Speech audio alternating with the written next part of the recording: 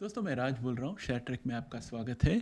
और आज मैंने ये वीडियो खास हमारे इंडियन भाई बहनों के लिए बनाया है, क्योंकि मैं अक्सर देखता हूँ कि आप में से कोई लोग, सब लोग नहीं लेकिन कोई लोग अक्सर यही सवाल पूछते हैं कि क्योर कब आएगा और जल्दी क्यों नहीं आता, या इमोजी डाल देते हैं जिसमें आंखों से आंसू आ रही है और इस तरह का कहना कि ज़िंदगी ख़त्म हो गई। तो मैं सोचता हूँ कि सिर्फ थेरेपी के बारे में वीडियो ले आऊँ तो आपको उतनी सहायता नहीं होती जितनी अगर मैं आपको सॉफ्ट स्किल्स भी बताऊँ इस सिचुएशन को हैंडल करने के लिए। सॉफ्ट स्किल्स उस चीज़ को कहते हैं जो इंसान में गुण बनाए जा सकते हैं, जिसके द्वारा वो कोई भी काम अच्छी तरह से कर सकता है। एक मैनेजमेंट कॉन्सेप्ट है। सेल्स पर्सन के लिए अलग सॉफ्ट स्किल्स होती है और मैनेजर के लिए अलग सॉफ्ट स्किल्स होती है। तो ये जो सॉफ्ट स्किल्स है ये इंसान को उसके काम अच्छी तरह से करने को सिखाता है। तो उसी तरह से मैं आपको एक मोटिवेशनल वीडियो बना रहा हूँ आज। उम्मीद है आप इसे आखिरी तक देखोगे और आपको इससे कोई फ़ायदा होगा। तो चलिए शुरू करते हैं इस वीडियो को।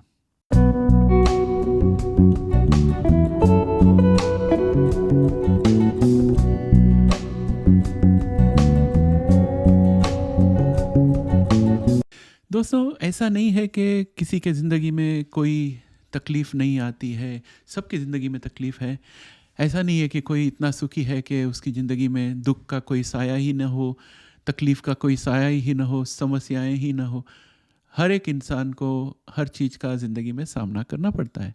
हालांकि कोई लोग खुशकिस्मत है, उनकी शुरुआत से ही उनका परिस्थिति, वातावरण और उनके लिए जो सुविधाएं हैं सब बेहतरीन है और उनकी ज़िंदगी अच्छी जाती है, ये बात अलग है। लेकिन जब बीमारी की बात करते हैं तो हर एक व्यक्ति को ज़िंदगी में कभी न कभी कोई ना कोई बीमारी होती है। या तो बीमारी कीटाणु की वजह से होती है या तो जेनेटिक्स की वजह से होती है। लेकिन ऐसी भी डिजीज़ेस है जैसे कि डायबिटीज़ मिसाल के तौर पर। जिनको डायबिटीज़ है उनके शरीर में शुगर का लेवल स्टेडी नहीं रहता। उसके वजह से उनकी वज़न बढ़ सकती है या वज़न बहुत बुरी तरह से घट सकती है। उसके वजह से हार्ट फेलियर होती है डायबिटीज़ की वजह से, क्योंकि जब मसल्स जो होती है, बॉडी के मसल्स और बॉडी के ऑर्गन्स जो होते हैं, किडनीज, लीवर, इन सबको टाइम टू टाइम न्यूट्रिशन चाहिए और उनको ब्लड प्रेशर सबका संतुलन रखना पड़ता है। जब वो संतुलन बार बार बिगड़ती रहे तो धीरे धीरे ऑर्गन्स फेल होती है, जिसे मल्टीपल ऑर्गन फेलियर कहते हैं। तो डायबिटिक लोगों के लिए भी बहुत तकलीफ़ है। लेकिन डायबिटीज़ जो है हमारे सोसाइटी में काफ़ी वर्षों से है। HIV तो एक नई बीमारी है, डायबिटीज़ तो पहले से है। इसलिए जब किसी को डायबिटीज़ हो जाता है तो वो ऐसे नहीं सोचता कि मेरी ज़िंदगी ख़त्म हो गई। उसके लिए इंसुलिन है, हर रोज़ इंसुलिन लेना पड़ता है। उसके लिए टैबलेट्स है, हर वक्त खाने के पहले टैबलेट्स लेनी पड़ती है। तो वो भी वही करते हैं डायबिटीज़ वाले। और उसके अलावा आपको हार्ट डिज़ीज़ है, जो हार्ट डिज़ीज़ वाले हैं उनको तो काफ़ी परेशानी है देखने जाओ तो, क्योंकि वो बहुत सारा एक्सरसाइज नहीं कर सकते हैं, एक्सर्ट नहीं कर सकते हैं और सदमा बर्दाश्त नहीं कर सकते हैं। तो उनकी ज़िंदगी में भी तकलीफ़ है। लेकिन हार्ट डिसीज़ को लेके लोग ज़िंदगी ख़त्म हो गई ये तो नहीं बोलते हैं। वो अपनी ज़िंदगी में कायम रहते हैं, ज़िंदगी का मज़ा भी उठाते हैं और हार्ट डिसीज़ की दवा भी खा लेते हैं। तो HIV जो है, मैं HIV की डिफ़िकल्टी को कम नहीं करना चाहता। HIV है, उसकी वजह से जीवन को खतरा होता है, लेकिन उसी तरह से डायबिटीज़ भी है। तो हालांकि HIV नया डिज़ीज़ है, उसके वजह से लोग HIV का डायग्नोसिस होते ही परेशान हो जाते हैं। देखिए, मैं ये नहीं कहता हूँ कि मुझे पता है कि HIV पेशेंट को जब डायग्नोसिस मिलती है तो उसके मन में क्या बीतती है। मैं ये नहीं जानता है कि HIV patient on a daily basis क्या करते हैं। लेकिन मैं ये आपको बताना चाहता हूँ कि मेरे ज़िंदगी में भी मुझे तरह तरह की प्रॉब्लम्स आई हैं और मेरे पहचान में और मेरे फैमिली में भी लोग हैं जिन्हें डायबिटीज़ हुआ है, जो डायबिटीज़ की वजह से गुजर गए हैं। और मुझे खुद को डायबिटीज़ का रिस्क है। हालांकि अभी डायबिटीज़ नहीं हुआ है लेकिन मेरे डायबिटीज़ का रिस्क है। उसके हिसाब से मैंने अपना लाइफ प्लान कर लिया है और मैंने जल्दी रिटायर कर लिया और ये वीडियोस बना रहा हूँ और भी चीज़ें कर रहा हूँ, जिसकी वजह से मैं एक्सरसाइज भी कर सकता हूँ, स्ट्रेस फ्री लाइफ भी रख सकता हूँ और डायबिटीज़ का पॉसिबिलिटीज़ कम कर सकता हूँ। तो ये मेरे हाथ में है और मैं कर रहा हूँ।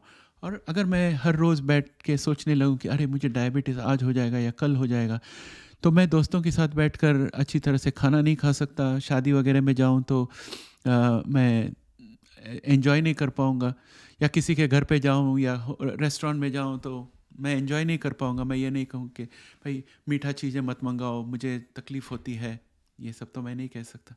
तो कहने का मतलब ये है कि HIV is not a death sentence.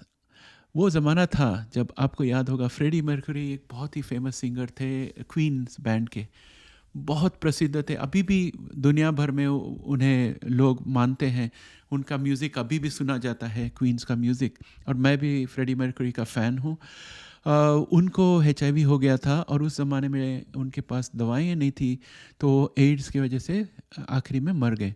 तो HIV जो होता है उसमें HIV virus CD4 T cells को अटैक करते रहती है, और जब शरीर के सब CD4 टी सेल्स चले जाते हैं तो सर्दी ज़ुकाम से भी इंसान मर सकता है। तो उसे एड्स कहते हैं, acquired immune deficiency syndrome. HIV अलग है, एड्स अलग है। HIV का अंत का नतीजा जो है वो एड्स होता है, और वो कब होता है? जब ART नहीं लिया जाता। अगर ART रेगुलर लेते जाए तो एड्स का सवाल ही नहीं है। आपके सब CD4 सेल बरकरार रहेंगे, सर्दी होगी तो फाइट करेंगे, ज़ुकाम होगा तो फाइट करेंगे, फीवर होगी तो फाइट करेंगे, जो भी डिसीज़ होगी उसको CD4 टी सेल्स फाइट करेंगे। लेकिन अगर आप ART टाइम से नहीं लोगे और ART एक दिन लिया एक दिन नहीं लिया ऐसे सब करोगे तो ड्रग रेजिस्टेंट HIV हो जाता है। फिर उसके बाद अलग अलग ART भी काम नहीं करते, और वैसे जो पेशेंट्स होते हैं उनकी वजह से बाकी लोगों को भी तकलीफ़ हो सकती है। तो इसलिए HIV डायग्नोसिस हुए तो ऑफ कोर्स इंसान को सदमा पड़ता है, लेकिन ART जो दिया जाता है, एंटी रेट्रोवायरल थेरेपी ART, उसे रेगुलर लेनी चाहिए। डॉक्टर का जो रिकमेंडेशन है उसे फॉलो करनी चाहिए, और ज़िंदगी को नॉर्मल स्टाइल में लिव करना चाहिए। जब आप सिर्फ HIV के ऊपर ध्यान देते रहते हो तो आपके ज़िंदगी में बहुत अच्छी अच्छी चीज़ें जो होती है उसके ऊपर आपके ध्यान नहीं रहता। और जब आप मुड़कर देखते हो पिछले दिनों को तो हर दिन में HIV बड़ा बड़ा लिखा हुआ होता है, और वो आपके आगे के दिन को भी HIV बैनर के साथ ही दिखाई देता है। इसलिए मैं ये आग्रह करूँगा कि आप कृतज्ञ रहिए कि आपके ज़िंदगी में और भी चीज़ें हैं जो सही है। ऐसे भी लोग हैं जो पैदाइशी ब्लाइंड है, और उन्हें जब से जन्म हुआ तब से उन्होंने दुनिया को देखी ही नहीं है, सिर्फ आवाज़ सुनते हैं। फिर भी उनमें कई प्रसिद्ध कलाकार हुए हैं जिन्होंने अपनी कला को आगे बढ़ाई। रे चार्ल्स है, और एंड्रिया बोचेली है जो इटालियन सिंगर है। इन्होंने सब बहुत महान काम किया। बेथोवन है, क्लासिकल पियानिस्ट। कोई लोग हैं जिनको सुनाई नहीं देता। बेथोवन जो है क्लासिकल कंपोज़र जो है, उनको 20 इयर्स ऑफ एज के बाद सुनाई नहीं दे रहा था, उनकी पूरी सुनने की शक्ति चली गई। फिर भी उन्होंने बहुत बड़े बड़े कंपोजिशन किए, फेमस कंपोजिशन किए जो आज तक बजाए जाते हैं और जिसे आज तक लोग कॉलेज में सीखते हैं, म्यूज़िकल कॉलेज में। तो ये उदाहरण है लोगों का जिन्होंने उनके जो डिफेक्ट्स हैं उनके लाइफ में, उसको उनके लाइफ को डिफ़ाइन करने नहीं दिया। उन्होंने दूसरी चीज़ों पर ध्यान दिया और उसमें एक्सेलेंस किए हैं। तो आम आदमी जिसको HIV हुआ हो से सिर्फ ART लेना चाहिए और इंतज़ार करना चाहिए जब फाइनल क्योर आएगा। आप जब HIV के बारे में फ़िक्र करते हो और उसके ऊपर ध्यान देते हो कि भाई रिज़ल्ट कब आएगा, रिज़ल्ट कब आएगा, तभी उसके वजह से कुछ रिज़ल्ट जल्दी आने वाला नहीं है। साइंटिस्ट लोग, अगर आप HIV पे ध्यान दो या न दो, साइंटिस्ट लोग तो उनका काम फुल स्विंग में जारी रखते हैं। अगर आप HIV के बारे में बिल्कुल नहीं सोचोगे, सिर्फ आर्ट लेते रहोगे, तो उसका मतलब ये नहीं कि HIV का रिसर्च बंद हो जाएगा। आप ज़िंदगी में हर एक चीज़ का मज़ा उठा सकते हैं, और साइड में साइंटिस्ट लोग HIV का रिसर्च कर रहे हैं और वो क्योर लेके आएंगे। ज़रूरी नहीं है कि आपको सिर्फ हर रोज़ HIV के बारे में सोचना हो। तो इसलिए मैं ये कहता हूँ आपको कि आप ज़िंदगी के हर छोटी छोटी चीज़ों के लिए कृतज्ञ रहिए, उसका मज़ा उठाइए। आप चल सकते हो, फिर सकते हो, बगीचे में जाइए, बीच में जाइए, घूमने जाइए, और वातावरण का एन्जॉयमेंट लीजिए। जब पहला बारिश आता है, पहली बारिश को एक्सपीरियंस कीजिए, जो मिट्टी की खुशबू आती है उसको एक्सपीरियंस कीजिए। जो पहला आम आता है उसको खाइए। दोस्तों के साथ जाके रेस्टोरेंट में खाइए, एंजॉय कीजिए। आपका फेवरेट जो डिश हो वो खा के देखिए, पकाने की कोशिश कीजिए फेवरेट डिश। आर्ट कीजिए, म्यूज़िक कीजिए, और आपके बेस्ट फ्रेंड के साथ बैठकर बातें कीजिए, हँसिए, मज़ाक कीजिए। तो ये सब कर सकते हैं। आपका प्रोफ़ेशनल करियर जो है उसमें कोर्सेज़ कीजिए, आगे बढ़ने की सोचिए। और अगर आपको कोई मिले जिसको आप सहायता कर सकते हो तो उसको सहायता करके उसे ज़िंदगी में आगे बढ़ने की प्रोत्साहन दीजिए। और जब वो आप देखोगे कि वो आपकी सहायता से आगे बढ़ रहे हैं तो आपको बहुत आनंद मिलेगा। तो ये सब चीज़ें कर कर आपकी ज़िंदगी का आप मोल बढ़ा सकते हो। और आपका सेल्फ वर्थ जो है, जो हम अपने आप को सेल्फ वर्थ, मुझे हिंदी में उसका वर्ड पता नहीं है, आप गूगल करके देख लीजिए सेल्फ वर्थ, उसका मतलब समझ लीजिए, आपका सेल्फ वर्थ बढ़ जाएगा। और उसके साथ आपकी ज़िंदगी में आपको मज़ा आएगा और आपको लगेगा कि आपने कुछ अच्छा ज़िंदगी जिया है। लेकिन अगर आप सिर्फ HIV के ऊपर फोकस रखोगे तो इट्स नॉट वर्थ इट, क्योंकि ART लेना है आपको, दूसरा कुछ करना नहीं है। ART सब का कमाल कर देगी शरीर में, और वो भी रेगुलरली लेना है, जैसे डॉक्टर कहे वैसे कंटिन्यूसली ART लेते रहना है बस। बाकी की ज़िंदगी नॉर्मल, आप बाकी सब एज़ यूजुअल कर सकते हो। And your most important friend is your doctor. Doctor के पास आप पूछ लीजिए कि आप क्या कर सकते हो, क्या नहीं कर सकते हो, बस वो फॉलो करना, और बाकी सब आप नॉर्मल लाइफ लीड कर सकते हो। तो दोस्तों, अगर आप ये याद रखोगे तो आप मुझे कभी ये सवाल नहीं पूछोगे कि जल्दी क्यों नहीं आता इंजेक्शन, पूरा क्योर कब आएगा।